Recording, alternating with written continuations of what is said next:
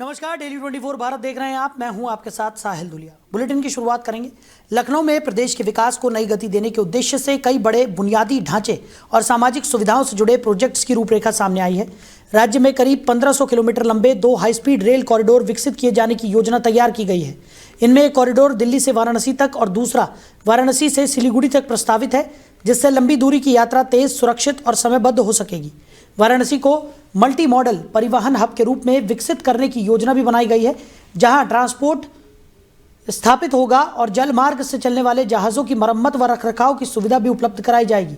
सामाजिक बुनियादी ढांचे को मजबूत करने के तहत सभी 75 जिलों में छात्राओं के लिए अलग गर्ल्स हॉस्टल बनाने का लक्ष्य भी रखा गया है, जबकि जिला अस्पतालों की क्षमता में लगभग 50% तक विस्तार किया जाएगा। साथ ही हर जिले में इमरजेंसी और ट्रॉमा सेंटर स्थापित करने की तैयारी है, ताकि गंभीर मरीजों को त्वरित इलाज मिल सके। 5 लाख से अधिक आबादी वाले शहरों के लिए विशेष विकास योजनाएं तैयार होंगी और छोटे तीर्थ स्थलों के सौंदर्यीकरण व सुविधाओं के विस्तार पर भी काम होगा। औद्योगिक क्षेत्र को बढ़ावा देने के लिए नोएडा में सेमीकंडक्टर पार्क स्थापित करने की योजना है। इसके अलावा लखनऊ, कानपुर, अयोध्या, नोएडा, सहारनपुर, गोरखपुर, झांसी, बरेली, अलीगढ़, मुरादाबाद और उन्नाव जैसे प्रमुख शहरों में समग्र शहरी विकास परियोजनाएं लागू कर आधारभूत सुविधाओं को उन्नत किया जाएगा। खबर पर ज्यादा जानकारी के साथ हमारे सहयोगी प्रदुमन दीक्षित हमारे साथ जुड़ गए। प्रदुमन, आज बजट पेश किया गया और बजट में उत्तर प्रदेश के लिए भी कुछ महत्वपूर्ण घोषणाएं यहां पर की गई हैं, क्या कुछ जानकारी मिल पा रही है? बिल्कुल साहिल जी, बताना चाहेंगे जो वित्त मंत्री सीतारमण ने ये 9वीं बार जो बजट पेश किया है, इसको लेकर के इन्होंने एक इतिहास रच दिया कि काफी समय से जो है सीधे इन्होंने जो है 9वीं बार ये बजट पेश किया। इसको अगर हम बात करें इस बजट को लेकर के, तो इसमें कुछ किसानों के लिए भी है, साथ साथ में अगर हम बात करें कुछ व्यापारी भी हैं इनको लेकर के। वहीं उत्तर प्रदेश के लिए एक जो बजट पेश किया गया है उसको लेकर के काफी ज्यादा जो है इसमें योजनाएं दी गई है कि जैसे ये आपके जो है 7 नए कॉरिडोर बनने का जो है पास किया गया है, जो अपने उत्तर प्रदेश में जैसे वाराणसी है, आगरा है, इस प्रकार से कई जिले हैं जिसको लेकर के एक में जोड़ने के लिए और साथ साथ में जो है आने जाने के लिए एक आसान हो जाएगा, जिसको लेकर के एक जो है 7 नए और अभी जो कॉरिडोर बनेंगे। साहिल जी, वहीं अगर हम बात करें किसानों को लेकर के, तो जैसे कि जो पशुपालन को लेकर के जो सब्सिडी किसानों को जैसे इतनी उनके पास में जो है आय नहीं है, जिसको लेकर के वो पशुपालन वगैरह कर सकें, उसको लेकर के सरकार जो है लोन देगी पशुपालन के लिए।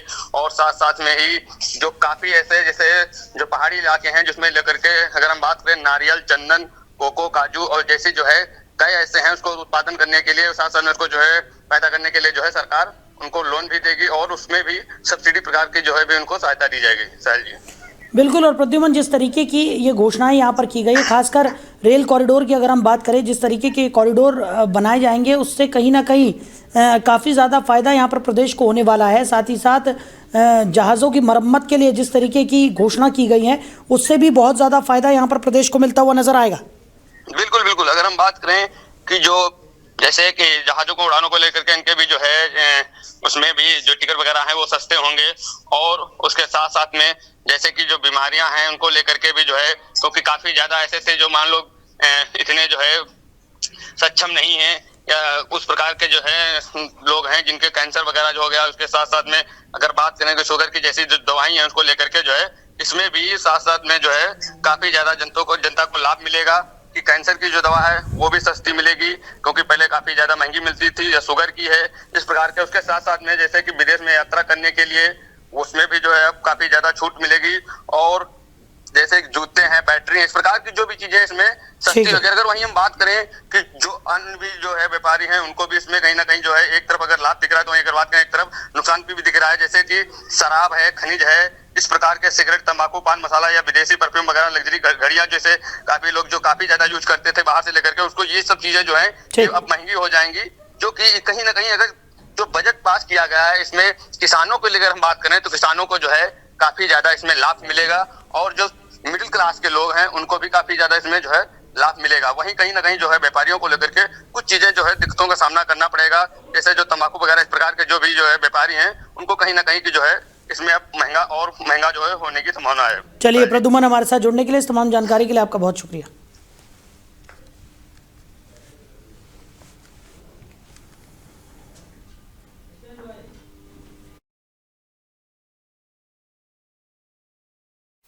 वहीं मुख्यमंत्री योगी आदित्यनाथ ने केंद्रीय बजट 2026 को लेकर कहा कि आशा और आकांक्षाओं का प्रतीक ये बजट है, जिसमें नए भारत और विकसित भारत की संकल्पना की दृष्टि स्पष्ट दिखाई देती है। आयुष और स्वास्थ्य क्षेत्र पर जोर देना, महिलाओं के लिए हर जनपद में छात्रावास के निर्माण की व्यवस्था, नौजवानों के लिए हर क्षेत्र में अवसर के साथ साथ अलग अलग क्षेत्र में रिफॉर्म का बजट पेश किया गया है। भारत की अर्थव्यवस्था को तेजी से आगे बढ़ाने के लिए ये बजट मददगार साबित होगा। दुनिया का सबसे बड़ा लोकतंत्र भारत ने आज नए भारत का विकसित भारत की संकल्पना के रोड मैप को लेकर के अपना नया बजट देशवासियों के सामने प्रस्तुत किया है। मैं सबसे पहले देश के यशस्वी प्रधानमंत्री आदरणीय श्री नरेंद्र मोदी जी के प्रति इस बजट को प्रस्तुत करने के लिए दिए गए मार्गदर्शन और उनके निर्णायक नेतृत्व के लिए हृदय से आभार व्यक्त करता हूं। मैं इस बजट को प्रस्तुत करने के लिए केंद्रीय वित्त मंत्री माननीय श्रीमती निर्मला सीतारमण जी को हृदय से अभिनंदन करता हूं। प्रदेशवासियों की ओर से उनका धन्यवाद करता हूं। 145 करोड़ भारतवासियों के आशा और आकांक्षाओं का प्रतीक यह बजट है, जिसमें नए भारत और विकसित भारत की संकल्पना का दृष्टि स्पष्ट दिखाई देती है। दुनिया का सबसे बड़ा लोकतंत्र भारत ने आज नए भारत का विकसित भारत की संकल्पना के रोड मैप को लेकर के अपना नया बजट देशवासियों के सामने प्रस्तुत किया है। मैं सबसे पहले देश के यशस्वी प्रधानमंत्री आदरणीय श्री नरेंद्र मोदी जी के प्रति इस बजट को प्रस्तुत करने के लिए दिए गए मार्गदर्शन और उनके निर्णायक नेतृत्व।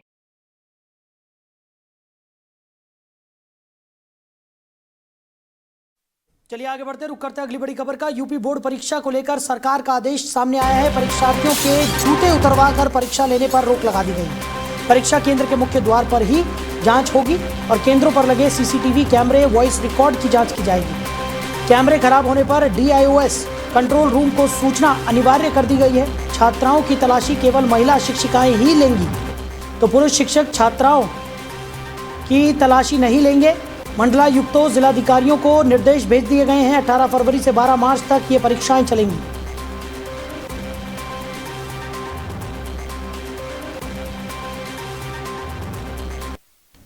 उधर लखनऊ में संत रविदास जयंती के अवसर पर आयोजित श्रद्धांजलि सभा में मुख्यमंत्री योगी आदित्यनाथ ने हिस्सा लिया और संत रविदास के जीवन, विचारों और सामाजिक योगदान पर विस्तार से प्रकाश डाला।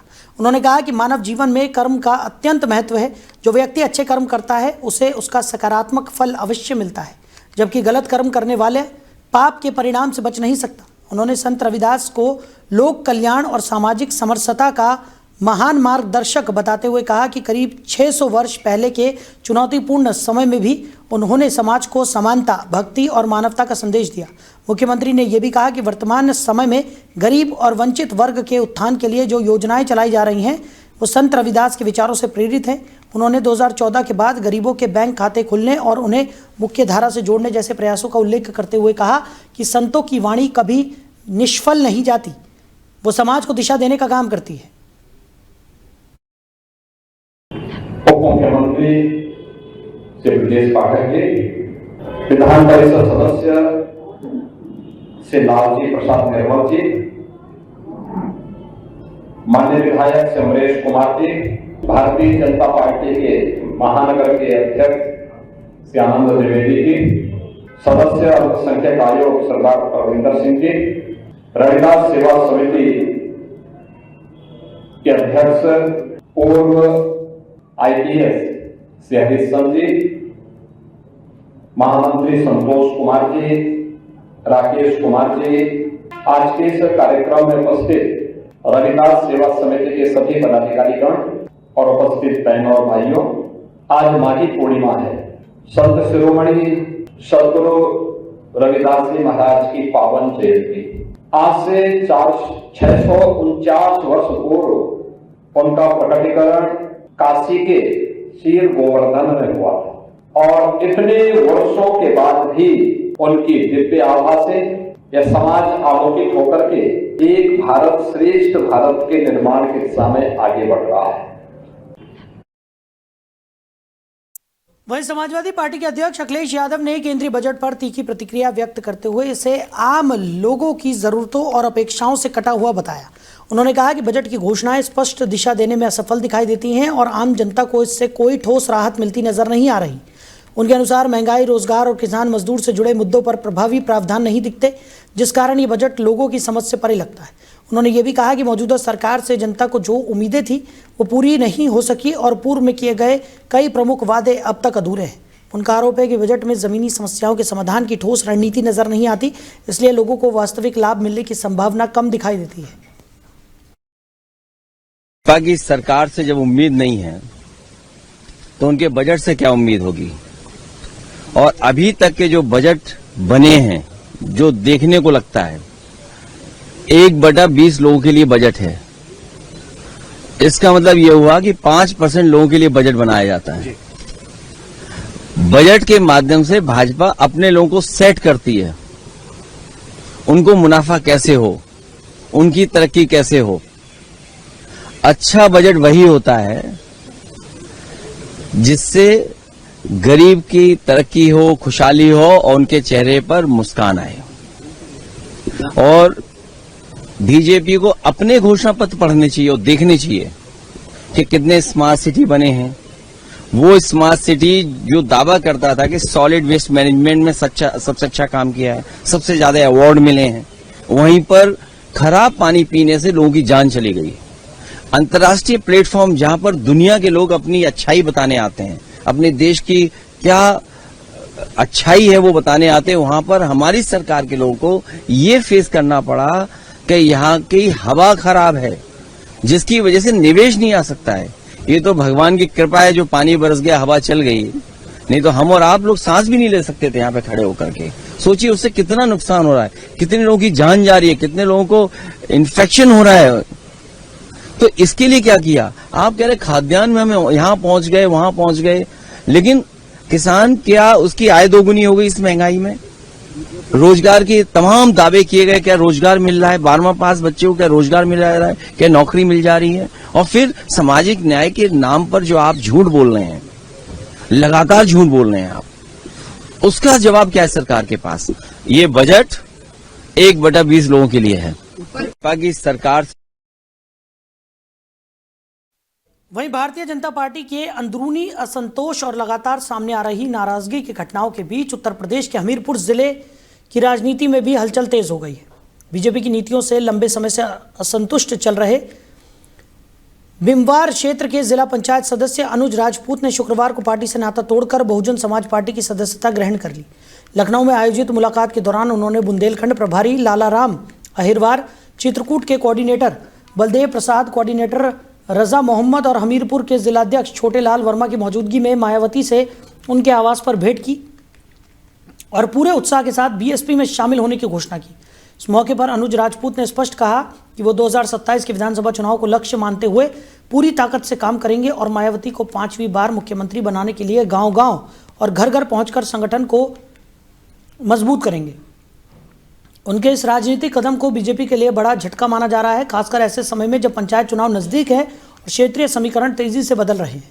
पार्टी छोड़ने का यह निर्णय स्थानीय स्तर पर चर्चाओं का प्रमुख विषय बन गया है। जिलाध्यक्ष छोटेलाल वर्मा ने भी संकेत दिया है कि बहुजन समाज पार्टी का कुनबा लगातार बढ़ रहा है और बहन जी के जन्मदिन से पहले ही नए साथियों के जुड़ने की घोषणा की जा चुकी थी। उन्होंने ये भी कहा कि अनुज राजपूत के शामिल होने के साथ बीजेपी छोड़ो अभियान की शुरुआत हो चुकी है और आगे भी कई नेता व कार्यकर्ता बीएसपी से जुड़ने वाले हैं। उधर बलरामपुर जिले में आंगनबाड़ी कार्यकर्त्री की नियुक्ति से जुड़ा एक गंभीर रिश्वतखोरी प्रकरण सामने आने के बाद प्रशासनिक तंत्र में हड़कंप मच गया है। कोतवाली नगर पुलिस ने इस मामले में त्वरित कार्रवाई करते हुए कुल 1,40,000 रुपए की अवैध वसूली से जुड़े 3 लोगों को गिरफ्तार किया है। जांच के दौरान यह स्पष्ट हुआ कि नियुक्ति प्रक्रिया में गड़बड़ी करते हुए परियोजना कार्यालय से जुड़े एक लिपिक, चयन पटल सहायक और एक सक्रिय बिचौलिए ने मिलकर अभ्यर्थियों से पैसे लेने का जाल बिछा रखा था। पुलिस पूछताछ में यह बात भी उजागर हुई कि सिर्फ एक ही नहीं बल्कि कई अन्य अभ्यर्थियों से भी चयन कराने के नाम पर धन की मांग की गई थी। तो पूरे प्रकरण में भ्रष्टाचार निवारण अधिनियम की संबंधित धाराओं में मुकदमा दर्ज कर तीनों आरोपियों को न्यायालय में पेश किया गया है। यह कार्रवाई जिला कार्यक्रम अधिकारी की शिकायत के बाद गठित जांच समिति की रिपोर्ट सामने आने पर हुई और रिपोर्ट के अनुसार तहसीलपुर बाल विकास परियोजना कार्यालय में तैनात लिपिक जमुना प्रसाद ने मुन्नालाल जायसवाल नामक बिचौलिए के जरिए एक अभ्यर्थी की पत्नी को आंगनबाड़ी कार्यकर्त्री पद दिलाने का भरोसा देकर 1,40,000 रुपये वसूल किए। इस अवैध रकम में उस समय चयन पटल सहायक रहे राम सुचित वर्मा की हिस्सेदारी भी सामने आई और पुलिस टीम ने बिजलीपुर बाईपास क्षेत्र से तीनों को पकड़कर अदालत में पेश किया। पूछताछ के दौरान आरोपियों ने स्वीकार किया कि शॉर्टलिस्ट किए गए अभ्यर्थियों को अलग से बुलाया जाता था और नगद लेन देन किया जाता था ताकि फोन कॉल या डिजिटल माध्यम से कोई सबूत न बचे। मोबाइल की जांच में ये संकेत भी मिले कि अवैध कमाई का कुछ हिस्सा शेयर बाजार और जमीन जायदाद में लगाया गया। फिलहाल पुलिस पूरे नेटवर्क और संभावित अन्य संलिप्त लोगों की भूमिका की गहराई से जांच कर रही है। आंगनबाड़ी कार्यकर्तियों की जो भर्ती हो रही थी, इसमें कतिपय मामलों में पैसे लेकर के गलत तरीके से भर्ती की जा रही थी, जिस पर जिलाधिकारी महोदय के द्वारा एक 5 सदस्यीय टीम का गठन किया गया, जिसके द्वारा जांच करके एक रिपोर्ट प्रस्तुत की गई। उसके आधार पर करप्शन एक्ट का मुकदमा पंजीकृत किया गया। इसमें 3 लोगों को गिरफ्तार किया गया है, मुन्नालाल जायसवाल, जमुना प्रसाद और राम सुचित वर्मा। जमुना प्रसाद पटल सहायक हैं तुलसीपुर के और राम सुचित वर्मा जिला स्तर पर पटल सहायक हैं। इन लोग के द्वारा जो आवेदक थे, आवेदक गण से पैसे लेकर के और आपस में ये लोग बांट लेते थे, पैसे लेते थे। इसमें बिचौलिया का काम मुन्नालाल जायसवाल का करता था। इनके जो मोबाइल से उससे हम लोगों को प्रामाणिक साक्ष्य मिले हैं। इसमें किस किस की क्या मिली भगत रही है और किस लेवल पे है, उसका हम लोग गहराई से इन्वेस्टिगेशन कर रहे हैं। इसमें सभी बिंदुओं का परीक्षण कर रहे हैं। हम लोग जो मोबाइल है उसको कब्जे में लिए हैं, उसको फॉरेंसिक जांच के लिए भी भेजेंगे और जो भी इसमें अभिलेखी साक्ष्य हैं उन अभिलेखी साक्ष्य को इकट्ठा करके इनके विरुद्ध कार्रवाई करेंगे। इनको गिरफ्तार करके माननीय न्यायालय के समक्ष प्रस्तुत करके जेल भेजा जाएगा। आंगनबाड़ी। वहीं कानपुर में एक छोटी सी कहासुनी ने हिंसक रूप ले लिया, जहां जरीब चौकी चौराहे पर स्थित जूडियो मॉल के एक स्टाफ सदस्य के साथ कुछ दबंग युवकों ने मारपीट कर दी। प्रत्यक्षदर्शियों के अनुसार मामूली बात को लेकर शुरू हुआ विवाद अचानक बढ़ गया और आरोपियों ने कर्मचारी के साथ हाथापाई शुरू कर दी। घटना मॉल परिसर के पास हुई, जिससे वहां मौजूद लोगों में अफरा तफरी का माहौल बन गया। मारपीट के दौरान पीड़ित को धक्का मुक्की और थप्पड़ घूसों का सामना करना पड़ा। हंगामा खड़ा होते ही आरोपी युवक मौके से भाग निकला। पूरी घटना आसपास लगे सीसीटीवी कैमरों में रिकॉर्ड हो गई है, जिसके आधार पर पुलिस पहचान की कोशिश कर रही है। ये मॉल सीसामऊ थाना क्षेत्र में आता है और सूचना मिलते ही पुलिस ने मामले की जांच शुरू कर दी है। आसपास मौजूद लोगों से भी पूछताछ की जा रही है ताकि आरोपियों तक जल्द पहुंचा जा सके और आरोपियों की गिरफ्तारी यहां पर की जा सके। कुशीनगर जिले में वन विभाग ने अवैध कटान के खिलाफ बड़ी कार्रवाई करते हुए सख्त कदम उठाया है। पडरौना वन रेंज क्षेत्र के रामधाम विशुनपुरा इलाके में सागौन के 25 पेड़ों की गैरकानूनी कटाई का मामला सामने आने पर विभाग सक्रिय हुआ और मौके पर पहुंची टीम ने जांच के दौरान भारी मात्रा में लकड़ी की बरामदगी की है और छापेमारी के समय कुल 72 बोटे सागौन की लकड़ी मिली, जिससे साफ संकेत मिला है कि संगठित तरीके से कटान और भंडारण किया गया था। इस मामले में 2 लकड़ी तस्करों के खिलाफ वन अधिनियम की संबंधित धाराओं में मुकदमा दर्ज कर लिया गया है। कार्रवाई कटे हुए पेड़ों और मौके से मिली लकड़ी के आधार पर आगे बढ़ाई गई। अधिकारियों का कहना है कि प्राथमिक जांच में अवैध कटान की पुष्टि हुई है, जिसके बाद कानूनी प्रक्रिया तुरंत शुरू की गई। पूरे प्रकरण को गंभीरता से लेते हुए डीएफओ के निर्देश पर वन विभाग का प्रवर्तन दल भी सक्रिय हो गया है। कसिया रेंजर, एसडीओ कुशीनगर और संबंधित अधिकारियों की संयुक्त टीम पूरे मामले की गहन जांच कर रही है ताकि कटान में शामिल अन्य लोगों की भी पहचान हो सके और नेटवर्क को पूरी तरह उजागर किया जा सके। वन विभाग ने संकेत दिया है कि अवैध लकड़ी कारोबार के खिलाफ आगे भी लगातार अभियान चलाया जाएगा। वहीं केंद्रीय वित्त मंत्री ने वर्ष 2026 का आम बजट पेश करने के बाद देश भर में इसकी चर्चा जोर पकड़ गई है। इस सिलसिले में चित्रकूट में भी स्थानीय उद्यमियों और ग्राहकों ने बजट पर अपनी प्रतिक्रिया व्यक्त की है। व्यापारियों ने इस पर अपनी उम्मीदें और चिंताएं साझा की है। वहीं ग्राहक यह आकलन करने में व्यस्त रहे कि बजट से उनकी रोजमर्रा की जिंदगी और खरीदारी पर क्या असर पड़ेगा। कई लोगों ने बताया कि बजट की घोषणाओं से छोटे व्यवसाय और उपभोक्ता वर्ग किस हद तक लाभान्वित होंगे। ये समझना महत्वपूर्ण है कि कुछ उद्यमियों ने नए निवेश और व्यापार बढ़ाने के अवसरों की संभावनाओं पर भी प्रकाश डाला, जबकि आम नागरिक ने सीधे लाभ और कर व्यवस्था में सुधार की अपेक्षाएं जताई। इस प्रकार चित्रकूट में बजट को लेकर चर्चा में व्यावसायिक और आम जनमानस दोनों वर्गों की प्रतिक्रियाएं सामने आई।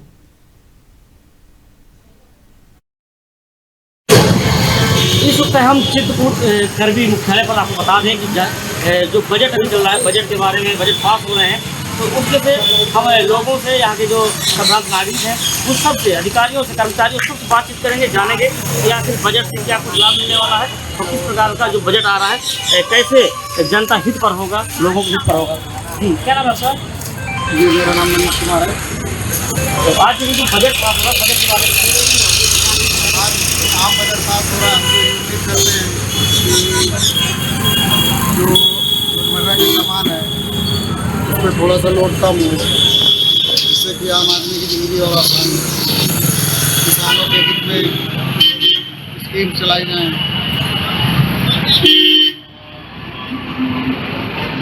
रोज की जो खर्चे हैं आदमी के, उसमें कुछ लोगों को राहत दी जाए, कुछ छूट दी जाए इनकम टैक्स में, जो मिडिल क्लास का आदमी है, जिससे कि उनकी रोजी रोटी अपने से कर सकें। हमारे साथ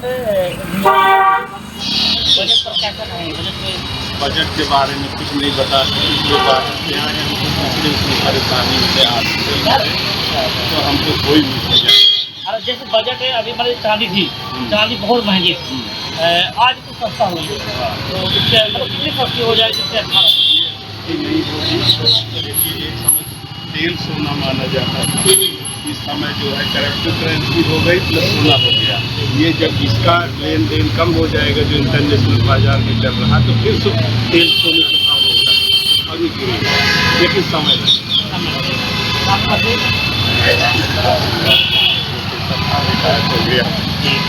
तो सुना आपने, बहुत अच्छी इनकी राय है। अभी हम महिलाओं से बात करेंगे और महिलाओं जानेंगे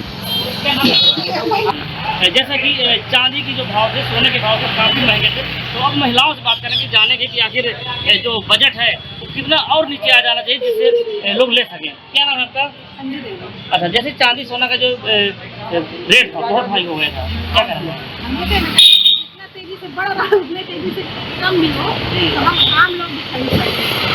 अच्छा, लगभग रेट जो है कितना आ जाना चाहिए जिससे सब लोग खरीद सकें, आप भी, हम भी, अपने लोग? 1 लाख के अंदर होना चाहिए, बहुत ज़्यादा बढ़ गई है। बिल्कुल सुना आपने, यानी बजट जो सोने चांदी का है वो 1 लाख अगर नीचे आ जाए तो सब कोई ले सकता है, गरीब भी और अन्य लोग भी। दिनेश सिंह कुशवाहा, चित्रकूट। वहीं वाराणसी में केंद्रीय वित्त मंत्री के 2026 के आम बजट पेश होने के बाद इस पर व्यापक चर्चा देखने को मिली। शहर के उद्यमियों और अर्थशास्त्र विशेषज्ञों ने बजट का विश्लेषण किया और इसे संतुलित एवं विकासोन्मुख कदम बताया। बजट काफी बैलेंस बजट रहा है, सभी सेक्टर्स को टच किया गया है, कोई भी सेक्टर अछूता नहीं रहा है। टूरिज्म हो, हेल्थ केयर हो, महिलाएं हो, मध्य वर्ग हो, गरीब तबका हो, सभी के लिए सौगात दी गई है। एमएसएमई के लिए 10,000 करोड़ का सौगात दिया गया है। उसके अलावा टूरिज्म डेवलपमेंट के लिए पूरे इंडिया में 15 आर्कियोलॉजिकल साइट्स को सिलेक्ट किया गया है जिनका की पुनर्निर्माण किया जाएगा। अपने काशी से सारनाथ को सिलेक्ट किया गया है, ये हमारे लिए गर्व का विषय भी है। बनारस में बोट मैन्युफैक्चरिंग को बढ़ावा दिया जाएगा। अभी तक बोट बनारस में नहीं बनती थी। आप सभी जानते हैं बनारस में टूरिज्म जिस तरह डेवलप कर रहा है, बोट्स की कमी थी, डिमांड ज़्यादा थी, सप्लाई कम थी। यहाँ बोट्स के मैन्युफैक्चरिंग से सप्लाई बढ़ेगा जिससे कि टूरिज्म को और बूस्ट मिलेगा। देखिए, बजट बहुत संतुलित है। 2047 विकसित भारत की कल्पना को साकार करते हुए और दीर्घकालिक क्या कि सरकार करने जा रही है, क्षणिक से ज़्यादा उस तरफ ध्यान दिया गया है। एमएसएमई को भी उन्होंने देखा है, कुछ कृषि के लिए भी किया है, टूरिज्म के लिए किया है, काशी को भी उन्होंने फोकस किया है। तो मिला जुला कर बजट बहुत ही संतुलित और विकासोन्मुख है। हाँ, एमएसएमई जो देश की अर्थव्यवस्था की रीढ़ है, 6,67,000 करीब एमएसएमई इकाइयाँ हैं। उस हिसाब से हम लोगों को अपेक्षा ज़्यादा थी, केवल 10,000 करोड़ का प्रोविज़न किया है, वो थोड़ा सा कम लग रहा है। इसका बजट बड़ी समझदारी और बड़ी तरीके से बनाया गया बजट है। आज का बजट पूरा का पूरा एमएसएमई केंद्रित बजट है। 10,000 करोड़ का आवंटन एमएसएमई यूनिट्स के लिए एक बहुत ही बड़ी ऊर्जा और नए अवसर लेके आएगा। इन्होंने किसी भी वर्ग को अछूता नहीं छोड़ा है।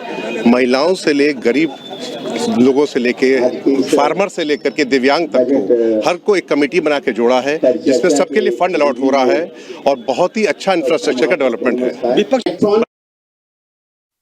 वहीं चित्रकूट जिले में स्वास्थ्य सेवाओं की कमी को लेकर रविवार को युवाओं ने जोरदार प्रदर्शन किया। इस प्रदर्शन में उन्होंने शहीद स्मारक पर कफन ओढ़कर कफन सत्याग्रह किया और मेडिकल कॉलेज की स्थापना सहित बेहतर स्वास्थ्य सुविधाओं की सख्त मांग उठाई। उनका उद्देश्य जिला प्रशासन और सरकार का ध्यान जिले की कमजोर स्वास्थ्य व्यवस्था की ओर खींचना था।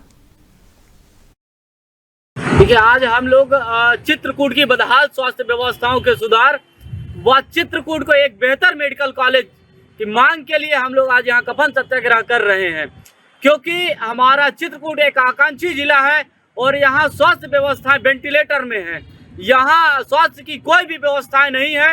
यहाँ जो मरीज आते हैं अस्पतालों में मर जा रहे हैं और एम्बुलेंस में खत्म हो जा रहे हैं। अगर सरकार की तरफ से अगर कुछ मिलता है तो वह सिर्फ मिलता है तो कफन मिलता है। तो आज किस तरह से आप लोग ये प्रदर्शन कर रहे हैं? आज हम लोग यहाँ सब युवा साथी जनपद चित्रकूट के कफन लेकर सरकार को, और ये हम लोग अपने खून से, जो प्रतिदिन हम अपने खून से एक मुख्यमंत्री को संबोधित ज्ञापन लिखेंगे और मांग कर रहे हैं कि चित्रकूट को एक मेडिकल कॉलेज दे दें। और जब तक मेडिकल कॉलेज की स्थापना नहीं होगी, शिलान्यास नहीं होगा, तब तक हम सभी युवा साथी यहाँ आमरण अनशन में बैठे रहेंगे। अभी तक कोई संबंधित अधिकारी कोई आया नहीं? अभी तक कोई भी अधिकारी नहीं आए और ना ही अभी तक हमारी मांग को सुना गया है। इस वक्त हम चित्रकूट को बता दें, चित्रकूट जिले के जहाँ पर सरकारी जो व्यवस्था है, सरकार की जो व्यवस्था है सरकारी अस्पताल में, उसको लेकर के यहाँ पर सत्याग्रह कफन आंदोलन की यहाँ पर शुरुआत की गई है। यहाँ पर देख सकते हैं हमारे पीछे काफ़ी लोग लगे हुए हैं, सत्याग्रह आंदोलन कर रहे हैं। तो उनसे बातचीत करते हैं, आखिर आप लोग क्या मांगे हैं, क्या समस्या को लेकर के यहाँ पर मौजूद। तो क्या नाम है आपका? कुंवर भूपेंद्र सिंह। अच्छा, क्या मांगे हैं आपकी? चित्रकूट की बदहाल स्वास्थ्य व्यवस्थाओं के सुधार व चित्रकूट में एक बेहतर मेडिकल कॉलेज की मांग के लिए आज हम सभी युवा साथी यहाँ कफन सत्याग्रह में बैठे हैं। तो ये कब तक जारी रहेगा आपका ये? ठीक है, जब तक चित्रकूट में मेडिकल कॉलेज का शिलान्यास नहीं होगा तब तक हम यहाँ अनिश्चितकालीन आमरण अनशन में बैठे रहेंगे। अच्छा, तो सुना आपने, यहाँ पर लगातार अनशन की बात कर रहे हैं और सत्याग्रह तब तक जारी रहेगा जब तक यहाँ पर मेडिकल कॉलेज की जो मेडिकल बनना है उसकी यहाँ पर नींव नहीं रख दी जाएगी।